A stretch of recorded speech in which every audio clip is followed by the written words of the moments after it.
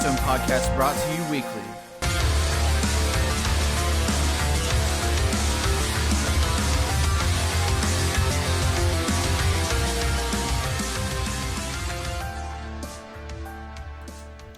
Hey guys, welcome to episode 5 of Around the Hearth. How you guys doing? What up? Good. I am Evil Squirrel. Next to me is... I'm Dubs. Hello, everybody. And I'm Robubson. What up?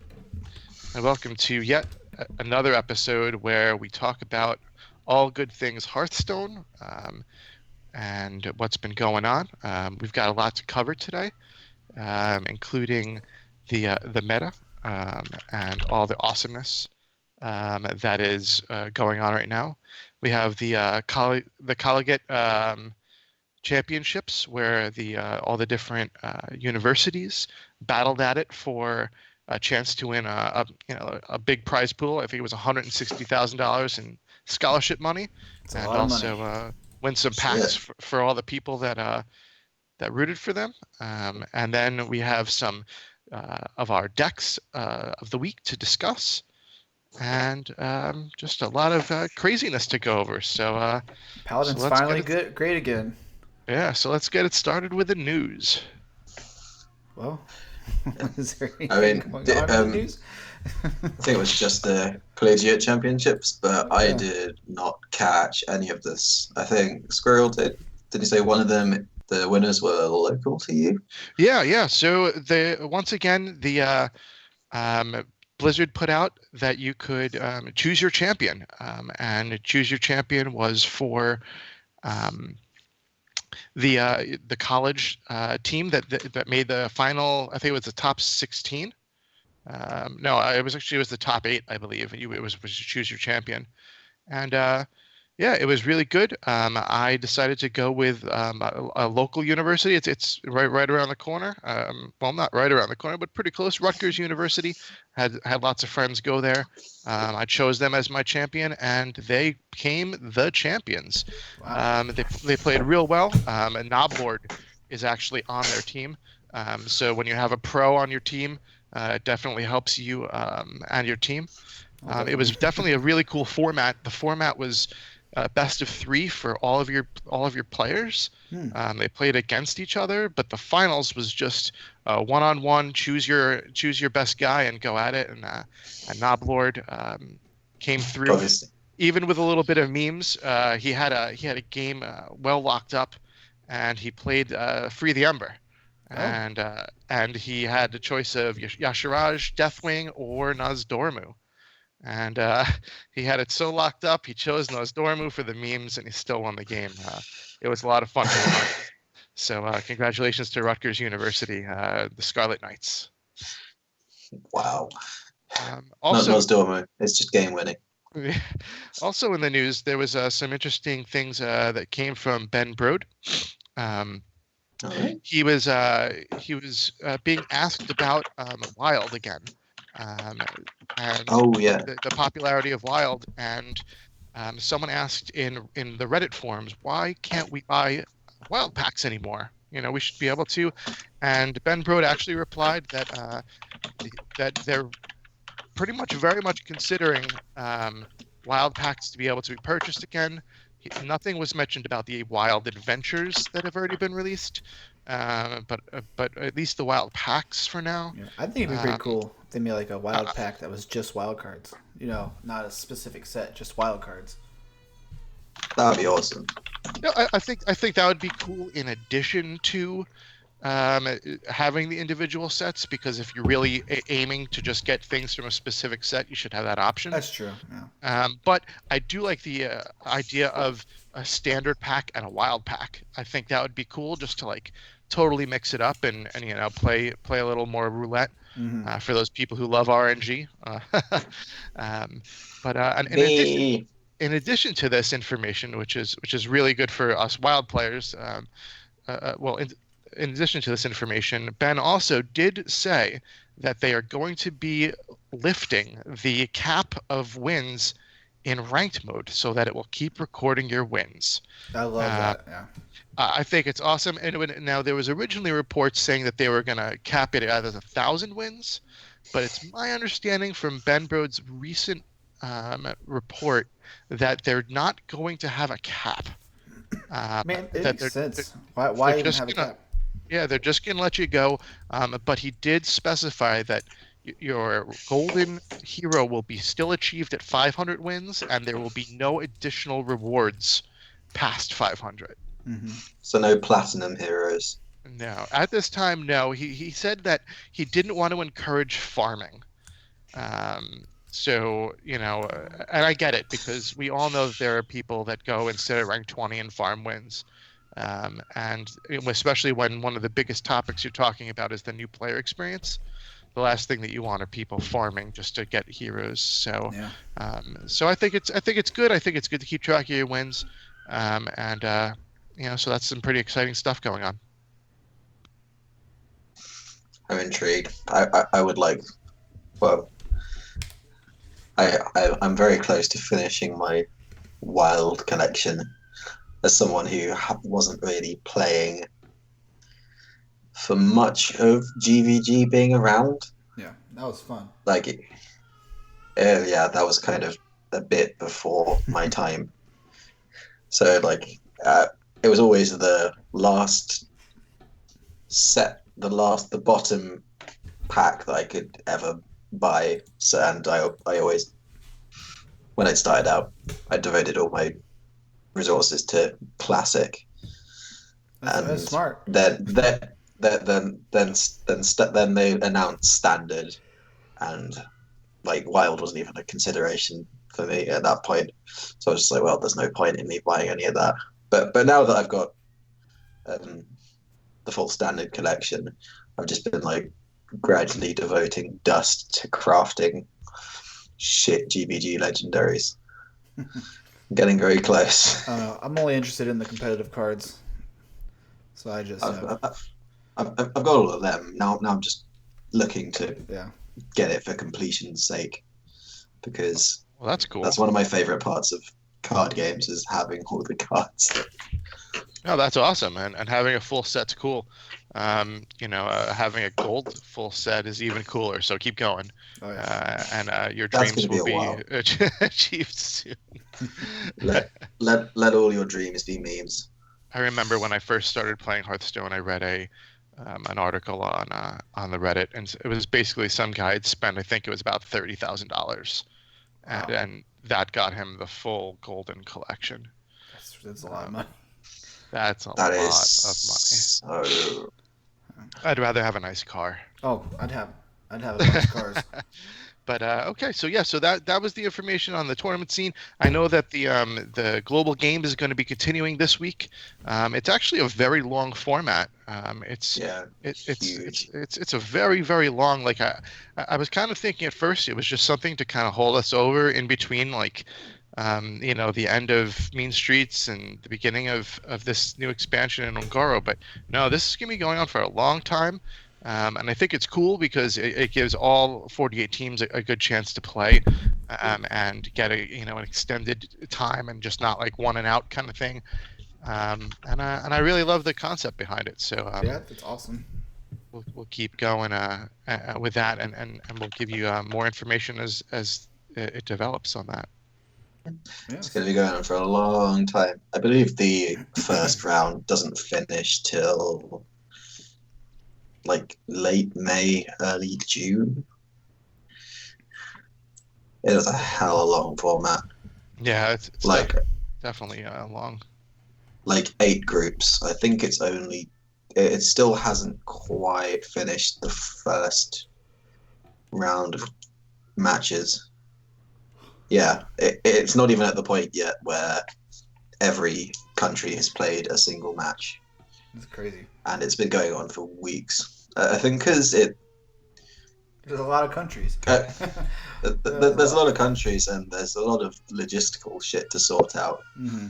When it comes to arranging matches between countries who are on the other side of the world to each other. Just looking at a random example, I'm on the global page, on the global games page now. I feel like Canada, Malaysia is going to be a hard one to organize in terms of times that both teams will be awake. Well, I think it's like a 12-hour time difference, so you could probably do it at like 7 a.m., 7 p.m. kind of thing.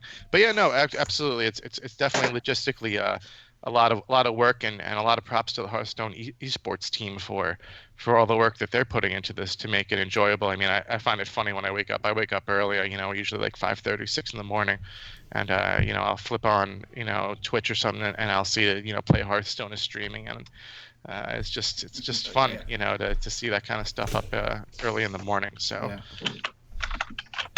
yeah, so it's been enjoyable, and I like it. Another little piece of breaking news that happened just a few hours ago. It was announced that Firebat has joined Team Omnislash with Brian Kibler, yeah. I've not heard of Omnislash. Omnislash is more of a production group rather than I would say a team.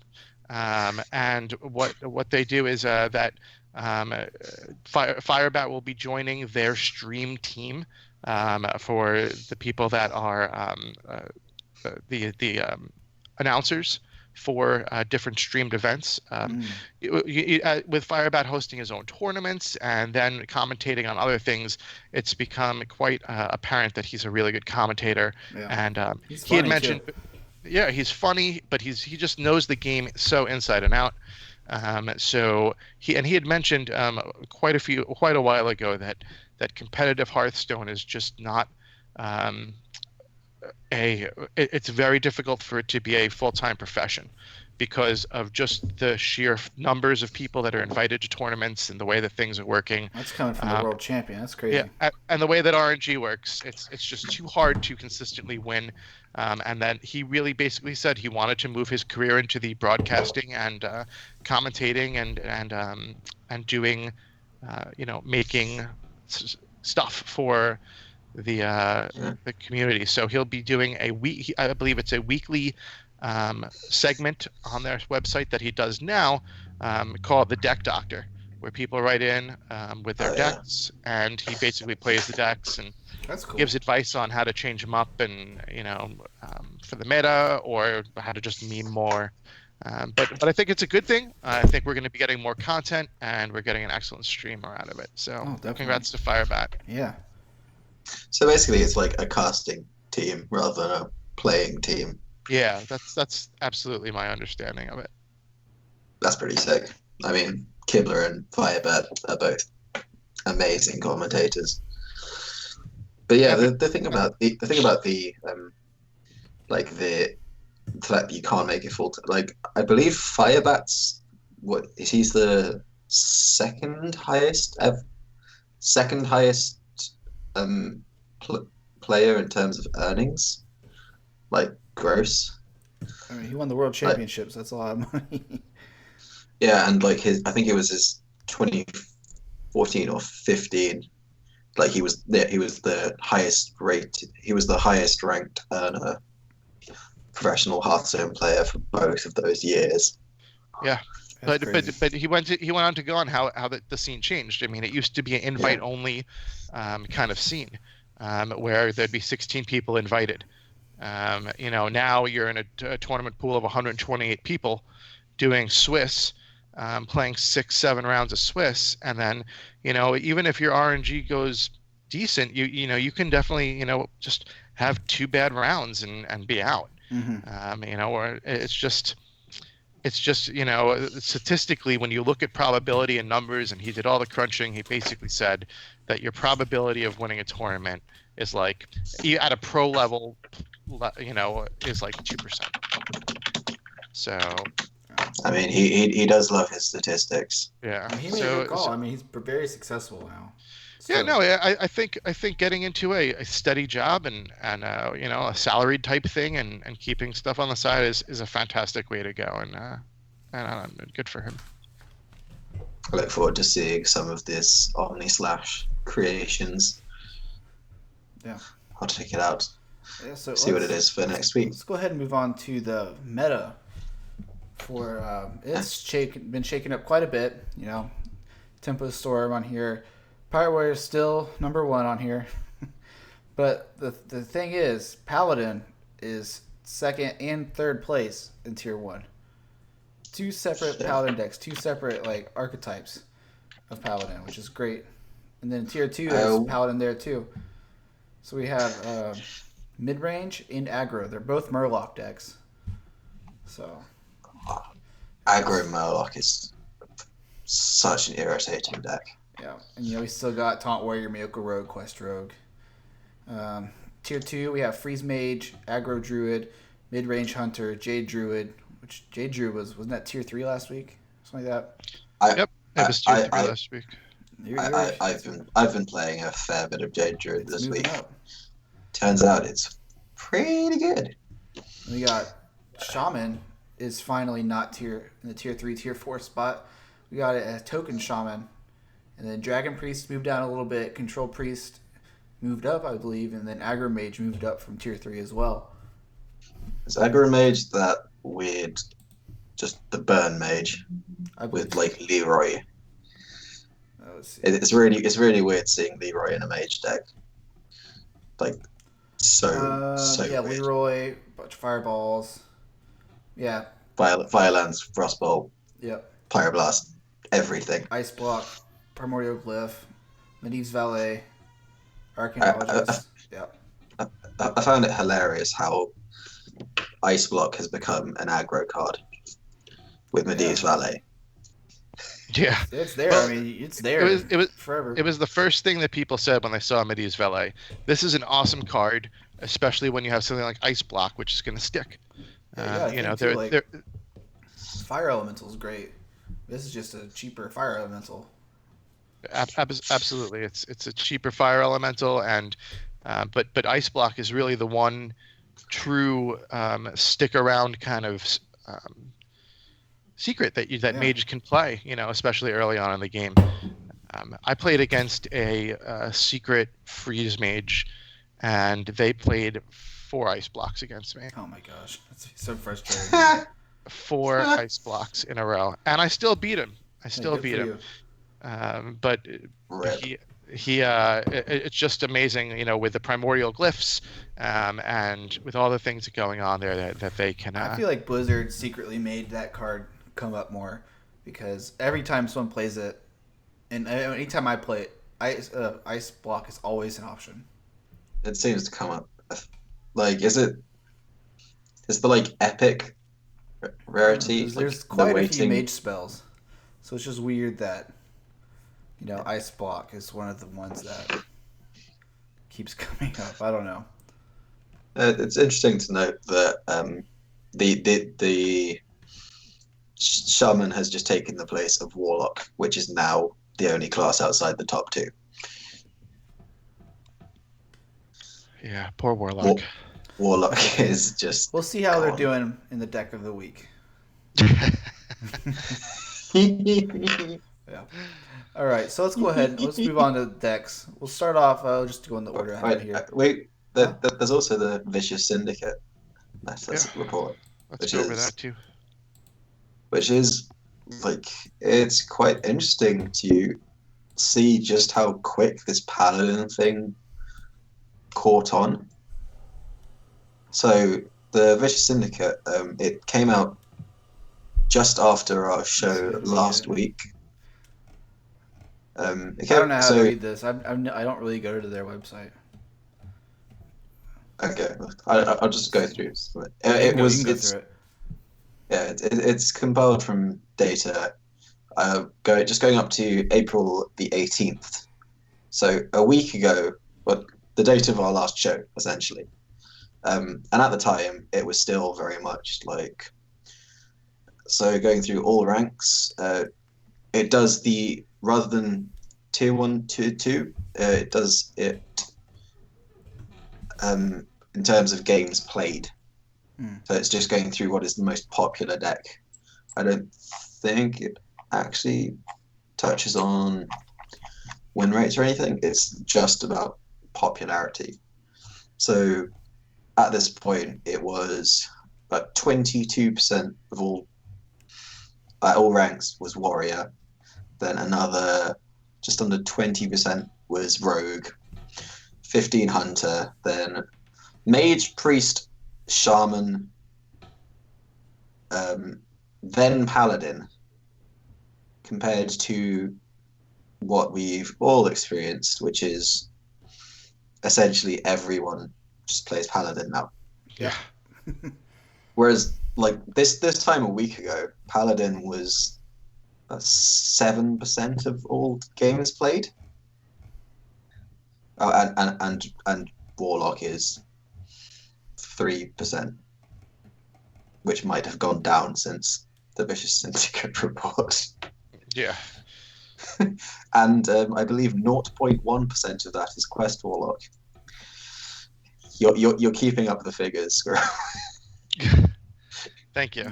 You know, you're doing your part. You're welcome. Yeah, you gotta do. You gotta do what you gotta do. You know, there's an obscene amount of taunt warriors out there, and it's definitely, taunt and pirate warrior. Sure, I could agree that 25% or 22% of what I play is taunt warriors or pirate warriors. I also agree that there's a ton of rogues out there. Mage too. I feel like priest has really fallen off, but again, it depends on. This is all we're looking at all ranks, and it does break it down by like sets of ranks. But I mean, right now, we forgot to go over our weeks in Hearthstone, but right now I'm at rank 2 and 3 stars, and I've kind of been in the 5, 4, 3, 2 for this week. That's where I've progressed, and I'm telling you, I feel like it's one out of like 33% paladin. I mean, I went from having no hungry crabs in my deck to teching 1 hungry crab in my deck to teching 2 hungry crabs in my deck because there are just so many of them. So they're really catching on. They're really strong decks. It's gotta feel good to do that to a Mega fan. Yeah. That was my highlight of the week. I wish I would have had it on stream. Guy was just going face against a Quest Shaman as fast as possible because he's I just basically want to kill him before he gets his quest done. Yeah. And he plays Megafin, refills his hand, and then I play Hungry Crab, eat his Megafin, and his hand is full. He's at 3 life and he concedes. So that was a nice tasty Megafin. Yeah, it's pretty sick when a 1 mana 3/4 kill a 8/8 comes out. But yeah, no. Back to this. It just feels so paladin heavy, and I'm very sure that we're going to see these numbers change very quickly. I'm actually surprised at how little druids on here too. Aggro druid, I've seen quite a fair amount of too. I've seen at Legend. In the past week I've played 1 aggro druid. Just really? 1. Yeah, just 1. Frozen just hit number 1 Legend with his aggro druid deck. Props. Yeah. I've actually played more Jade Druids. Yeah, I'd like to also point out that Finja is being used in like every deck now. I haven't encountered a great deal of Finja. He's pretty positive he's using aggro druid. He's used in both paladin decks. There's still the water rogue floating around. It's not really a high tier, but I don't use him in my mid-range paladin. Oh really? I guess the deck that I've been using runs them. I don't run bluegills, so it would be pointless. Like mine's much more of a kind of control variant than some of them are. I know some people run the full like war leader bluegill thing, but I don't see the point in running Finja when you're running things like Vilefin Inquisitor and Rockpool Hunter, which are basically just good for battle cries.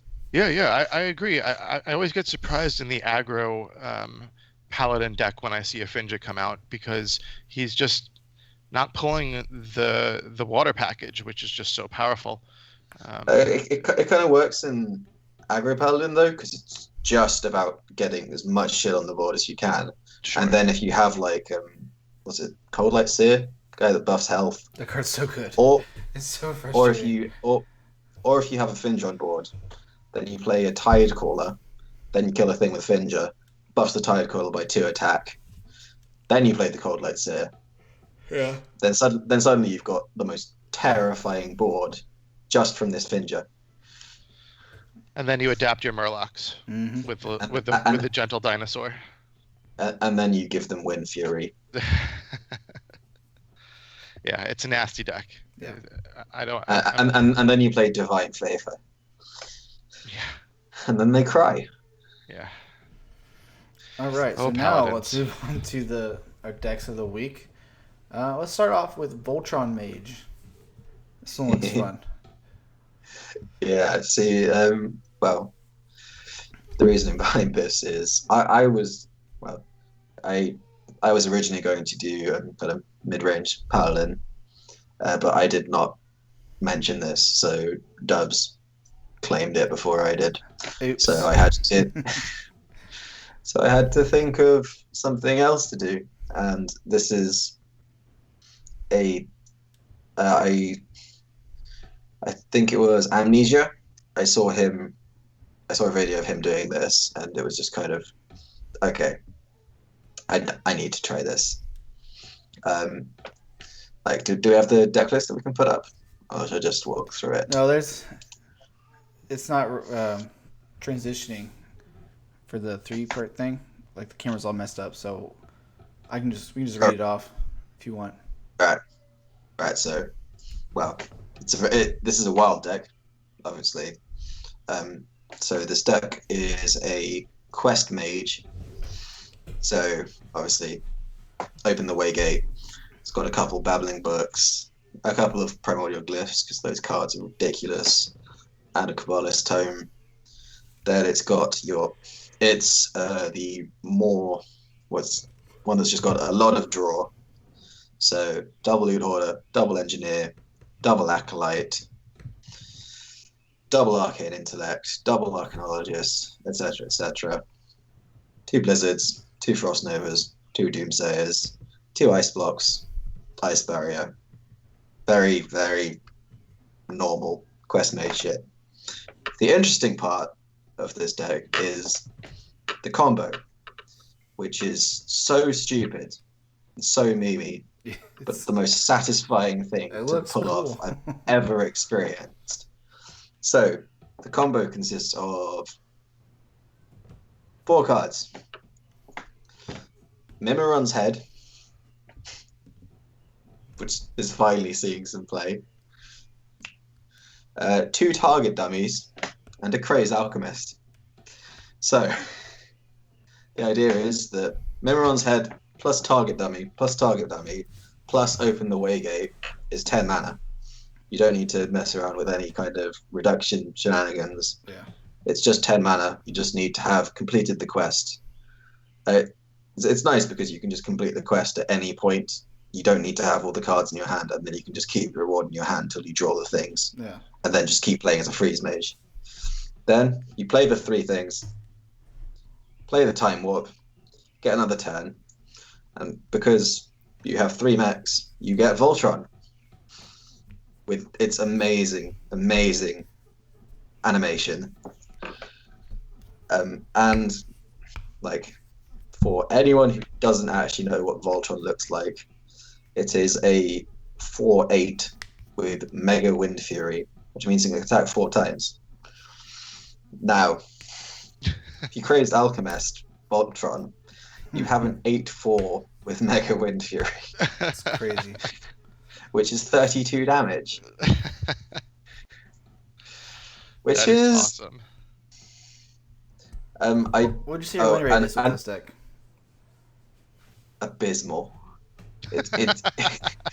It's so bad. But it's so... When you pull it off, like it's the best feeling in the world.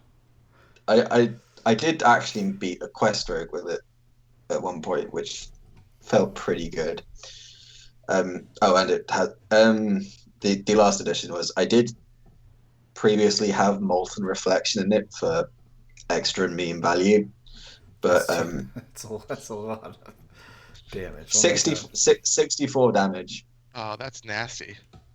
But that's only really necessary against Taunt Warrior. So, Yeah. and I figured the fact that I kept dying meant that I should replace it with a. I replaced it with a heal bot, but I guess another Ice Barrier would also work. Like this deck is pure meme value. I But like it a lot. That's awesome. It's good that you're having fun. That's what WoW's all about. Yeah. It's about making these awesome decks and having fun, not worrying about your rank all the time. I mean, obviously, unless you're trying to be a rank 1 legend in Wild, which, you know, only only one of us. I was doing I was doing this at the rank 10 Wild threshold. Yeah. So I was free to play really bad decks. I'll hit rank 1 legend again, and then I'll play this deck. I love. And then you're going to go to like rank 15,000 legend. So I would recommend anyone giving this, if you have Mimiron's head, give this a try. Otherwise, you might have to give it a miss. So let's move on to this next deck, and it's more of a myth in my opinion. But let's take a look at mid-range Quest Warlock. So, anyone who's been following the show knows my trials and tribulations of how the Warlock has been going. I believe this is week 3 in this ongoing saga. Week 3. So first we had the Zoo iteration, but now I decided to move to a more mid-range type of gameplay and completely change the way that you do the discarding, because normally you want to, in the Zoo, you're discarding fast, trying to get rid of your hand, trying to control and just have little stuff. And in this version, you're trying to fill your hand with a bunch of crap and then be able to discard it without feeling bad. Because one of the biggest complaints we had about Zoo and the Quest was that you're discarding 6 out of your 30 cards just to complete the quest. But with the addition of Elise and the addition of Malkazar, you have 40 cards in your deck. Yeah. So you have a lot more stuff to get rid of, and occasionally they give you really cool stuff to use. So my version of this deck for the people listening is Lakari Sacrifice, 2 Malkazar Imp, 2 Mortal Coil, 2 Soulfire, 1 Clutch Mothers of Us, 1 Darkshire Librarian, 2 Succubus, 2 Silverware Golem, 1 Hellfire, 2 Lakari Fellhound, 2 Doomguard, 2 Cruel Dinomancer, 2 Mistress of Mixtures, 2 Dirty Rats, 2 Doomsayers, 2 Earthen Ring Farseers, Elise the Trailblazer, and Prince Malkazar. And so really the point of this is to try to mulligan for your early game removal. You want the game to go long. You want it to go out. So early game Doomsayers are fantastic. Mistress of Mixtures is great for you to just be tapping and getting your health back. Your Earthen Ring Farseers really just to get more health back. And then you're just filling your hand. You want to you have your Hellfire as a board clear, your Mortal Coils to do a little bit of damage and pull and keep drawing, and then you just kind of play as you would, trying to just be more control.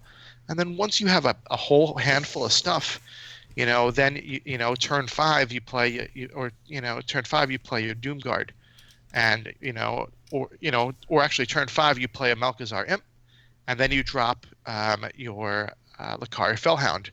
So you're getting rid of 2 cards in your hand when you have a handful of crap, and you're drawing 2. Yeah, that's not bad.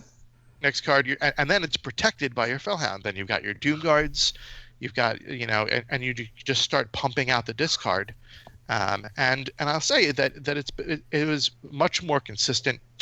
I had to my first few games were hard because I was still playing Zoo style, and once I adjusted my play to play with a more mid-rangey control style at the beginning, it actually won quite a few games. I wouldn't say that this is competitive by any means. I still think that there's some adjustments that could be done. I do think that Clutch Mothers Zavas is probably just cannon fodder in this deck and should probably be removed for something else. I'm playing her just because I crafted a golden version of her, and I feel terrible. But you can't win them all. You can't win them all. The card which exists solely to go in this deck is not good enough to go in this deck. The Cruel Dynamancer is a really fun card and is really powerful. It's nice to get Doomguard off of it. Yeah, absolutely. I've gotten some really cool stuff off of it. It's really cool, especially after, Doomsayers and things like that, if you're getting it later on in the game, or after they do board clears. So I enjoy it. I don't have an actual win rate. I would say maybe 33%. 1 out of 3, which is better than 0%. Yeah, and when still better than Ultron Mage. Once you start once you get your quest out and those imps are pumping out, I mean, they just can't stop you. I actually think rather than Clutch Mother Zavas, a Crystal Weaver would probably be awesome. Mm-hmm. She's the 5/4 for 4 that gives all your demons +1/+1. So, but putting that down when you have a couple of imps down would be fantastic. It's fun to play. So if you're looking for a deck that's fun to play, I recommend it just for some fun. Play in casual, or play this on the ladder when you're at rank 10, or something, and you can't lose stars. So my deck list is in the show notes. Definitely have some fun with it. Tell me what you think, and that's about it. Let's go ahead and move on. Or if you happen to say have crafted a golden quest and golden Clutch Mother Zavas, then you should also probably play this deck. Yeah. To remind yourself of your terrible, terrible decisions. Thank you, Bobson, for your love and support. I always appreciate it. All right, so I have a mid-range Paladin. This is one of the tier 1 decks that we talked about earlier. So how I've been playing it is I kind of, depending on the hand you get, it kind of starts off like a aggro Paladin. This could not be more different to the list I play.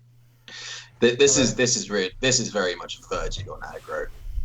Yeah, so this kind of plays as an aggro deck, and then it slowly, if you can't kill them quick, it transitions more to a mid-rangey, you got Consecrations to clear the board, you got True Sword Champions, you got the Stampeding Kodo, Spikeridge Steed, Tyrion, Sunkeeper Tarim.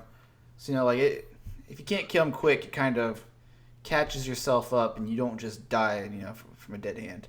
So, I don't know, it's not really much to talk about it. Like Sunkeeper Tarim, either you kill them quick or you survive to late game and then you murder them badly. Sunkeeper Tarim combined with War Leaders is a horrible combination. It's disgusting. It's like it's like all my stuff has 4 health now because it's Murlocs, and yours has 3. And we talked about earlier, it's so ridiculous attacking with Finch or killing something. Even if you don't get the blue gills, get some stuff with Tide Caller out, and then you throw down the Cold Light Seer, everything gets plus, was it 3 health? 2, I can't remember. 2 health. Although I do notice that you aren't actually running Cold Light Seer. Yeah. Got 2 of them. It's not here. Oh, fuck, yeah, it is. Okay, I missed that. Yeah, it's ridiculous. It's, you just do it, you do it. Like, it's not instantly impactful, but if they can't deal with it that turn with a board wipe or something, you're just going to start trading up a lot of value, especially if you have like a War Leader out, if you can get a Gentle Megasaur. And then it's just I think a particular shout out goes to Hydrologist. That card is so I didn't think that card was be good. That card is really good. It's really good. Just being able to choose what secrets you need at the time is very helpful. I think it's possibly a bit less valuable in this version of the deck. In the version of the deck which runs things like Wicker Flame, like Hydrologist literally beats Pirate Warrior by itself. Like, you play Hydrologist, then you get Redemption, play that with Wicker Flame. They have to attack him into Wicker Flame 4 times, and it heals you for 8. Yeah. Yeah, Uh, it's disgusting. There's so much great synergy with Paladin right now. The interesting thing also too is that there's really so many variants of the same deck. yeah. There's the full aggro. There's the more mid-rangey style that you have.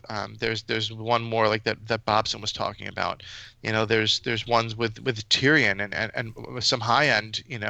I played one with he had a lay on hands and a whole This bunch is of my one. Yeah. yeah, and a whole bunch of stuff. And I mean, I just wasn't expecting it because you just don't know which one you're going up against. Um, Yeah. and it's just you just you use all your resources to get rid of those murlocs, and then they're just throwing those big giant things at you. And then I mean, the one of the MVPs of for the paladin is the Stonehill Defender. Oh my Um, god. I mean, there are so So many good. ridiculous taunts for Paladin, ranging from Wicker Flame and Tyrion, the Stone Keeper, Taram, the other guy that gives your two guys Divine Shield. Hmm. I mean, it's just there's so many ridiculous taunts in Paladin, and uh, And the and class bonus means Spike you yeah, will get Steed is one I so of them. good. I I had three Oh, and Tyrions, Spike Steed. three Tyrions in one game. And then you combine that with, say, Getaway Kodo from your Yeah, Yeah. hydrologists. and a I redemption and all that. It's just ridiculous. in one game I managed to play 3 Tyrions before I'd actually drawn my Tyrion. It's crazy. Yes.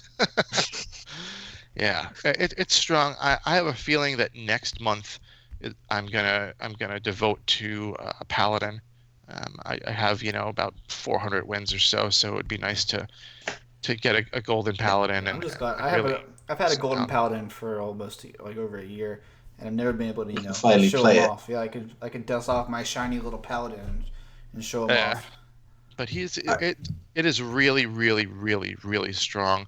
Yeah. I wouldn't be surprised to see some version of this take over the number one tier one spot Oh, you think so? um, very soon. Yeah, I think uh, Pirate Warriors is going to go by the wayside real soon with all this anti-Pirate Warrior stuff.